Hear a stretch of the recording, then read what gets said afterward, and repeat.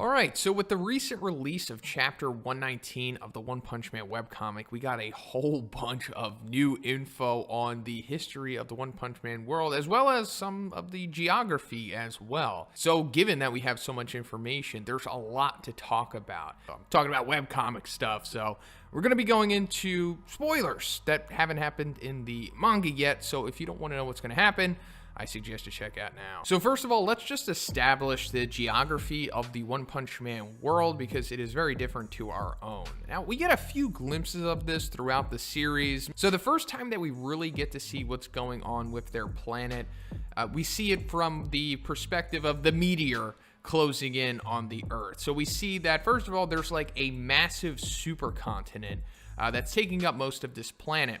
And this is actually confirmed in Chapter 119 as well, and we'll get into that. But then we see that there's like other little continents around the globe as well. We also get another glimpse of it when Saitama is kicked to the moon and when he does the serious punch as well. So that's pretty much confirming that, yeah, this is the way that things are on their planet, I guess their Earth, if you will. And this is going to be important because it really ties into why things are the way that they are within the One Punch Man world. So now let's get into the history of everything now that we've got that established. So apparently a long time ago, and we don't have like an exact time frame on this, Earth had many nations, and they all fought against each other for like land and resources, and apparently there was countless world wars because of this. So let's go back to the time frame of when this could have happened. So like I said, it's a long time ago, and given that Saitama also says that apparently the people of this world learned this history in grade school, I'm going to assume that maybe it's kind of like, I don't know, like 70 to 100 years ago or something like that. Maybe similar to our own world wars in our reality, you know, like World War I and World War II. Now, we do get like a brief glimpse of what the supposed World War looks like. Like, they straight up have tanks and like aircrafts that like drop bombs and stuff like that. And we see like this massive explosion in the center of it all, like a mushroom cloud. So I'm assuming that nukes were used, which we'll get into because they probably play a big part in this. But I'm assuming that, you know, maybe it wasn't too long ago. Maybe, you know, less than 100 years, somewhere around there. But apparently, these countless world wars caused the population to decrease so much that they feared basically human extinction because of it. And then in light of that, they were like, all right, we need to chill out on this. We're going to go extinct if we don't stop. So let's just call a truce, because they just wanted to prioritize the preservation of just the human race and future generations as well. So they all came together and apparently unified the languages and established a world government. And that was apparently the first era of change. And that brings us to the second era of change. So the massive world wars have stopped and everyone's just chilling now, and they're trying to rebuild and, you know, just make a cohesive civilization.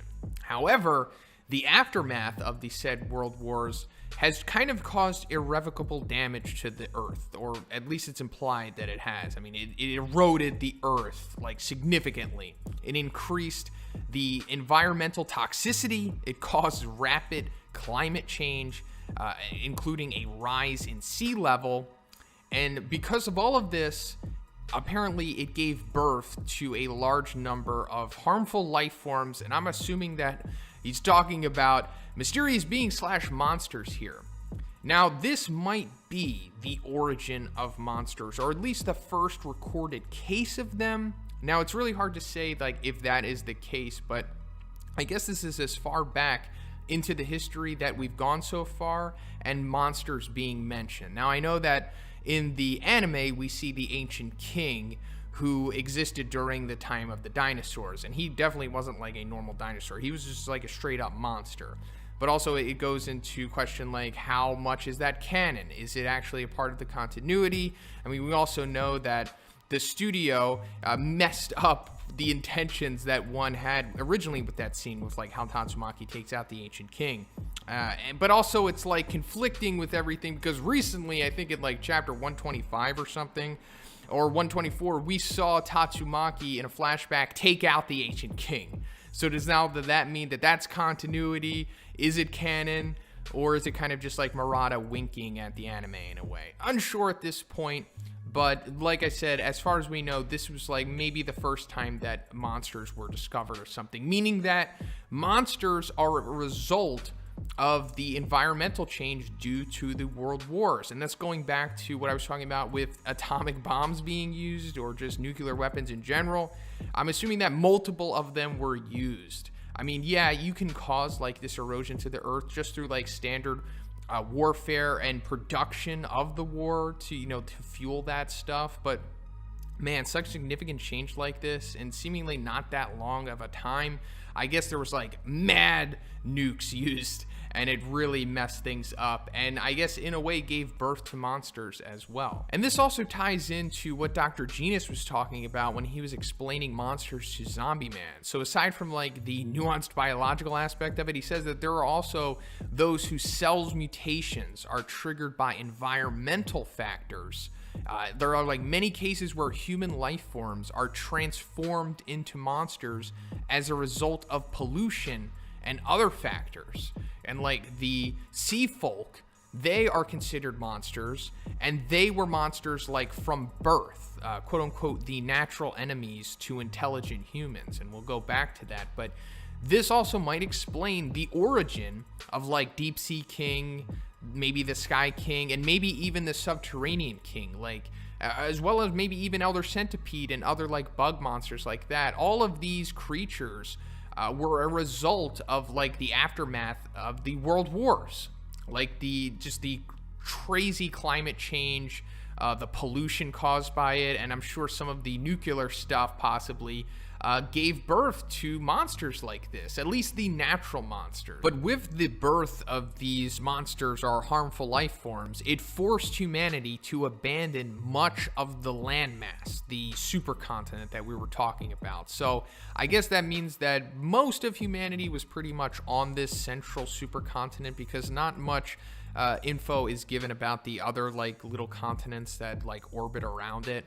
And they all reestablished and migrated to the middle of the supercontinent. So it's like, okay, that also explains why the cities are the way that they are. Because we know like the cities go in numerical order pretty much, and they're all like close together. Because we know that it's really easy for the heroes to go from like one city to another, as we saw like during the Monster Association invasion and other, you know, portions throughout the series. But this is it. So like we're looking at, I guess, most of civilization, if not all of it. And considering that like it was on the brink of extinction, quote unquote, a long time ago, I'm assuming that maybe there's only like, I don't know, like 1 billion people in the One Punch Man world, and they're all living together in, I guess, like what you would consider like one country, like in the center of this supercontinent. And then all of the languages are unified and all of the cities are together. So then once all of that stuff was established, society began to prosper. And that brings us to like the current time in the series, which is the third era, or at least my math says that it is upon us. And I assume that we are currently in it, at least from the time that Saitama removes his limiter, possibly, because he says that the third era basically consists of the common occurrence of monsters possessing high degrees of intelligence. And then he also says our natural enemies. And that goes back to what Dr. Genus says with the sea folk and other natural monsters like that. They are the natural enemies to the human race. So that's interesting, and that's something that I want to talk about in the follow-up video to this. But apparently this wasn't always the case. Like intelligent monsters and them coming in abundance, and especially them originating from humans, wasn't always a common thing. I mean, it was rare a few years ago, but as we've seen currently in the series, it happens all the time.